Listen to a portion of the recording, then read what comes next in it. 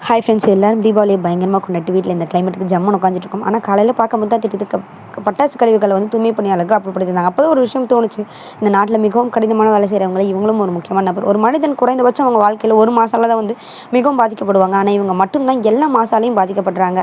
இவங்க காலையிலேருந்து plastic handle பண்ணுறதா இருக்கட்டும், அது மட்டும் இல்லாமல் வந்து பட்டாசு கழிவுகளை அவங்க அப்புறப்படுத்தும் போது அந்த பட்டாசு துகள் வந்து அவங்க வந்து சுவாசிக்கிறதா இருக்கட்டும். ஒரு சயின்ஸ் ஸ்டூடெண்ட்டாக எனக்கு மட்டும் தான் தெரியும் பட்டாசுல வந்து எந்த அளவுக்கு டாக்ஸிக்கான கெமிக்கல் இருக்குன்னு. அப்படி உடலை வருத்திக்கிட்டு அவங்களோட மனம் எந்த அளவுக்கு தூய்மையாக இருக்கும், அதுக்கு நேர் ஆப்போசிட்டாக அவங்களோட உடல் வந்து உடலுக்கு தீங்கான விஷயங்களை வந்து வந்து எதிர்கொண்டுட்டு இவங்க எல்லாருக்கும் லங்ஸ் பாதிக்கும் அப்படின்னு சொல்கிறத வந்து நம்மளால மறுக்கவே முடியாது. அப்படி நம்மளுக்காக வந்து அவங்களோட உடலையும் வருத்திக்கிட்டு வந்து கடினமான வேலை செஞ்சுட்டு இருக்க தூய்மை பணியாளர்கள் எல்லாருக்கும் வந்து பார்த்திங்கன்னா அரசு வந்து சிறந்த சலுகைகளை வந்து கொடுக்கணும். முக்கியமாக வந்து அவங்களுக்கு ₹1,00,00,000 இன்சூரன்ஸ் கொடுக்கணும். அதுக்கான ப்ரீமியம் அமௌண்ட்டையும் அரசே கட்டணும்.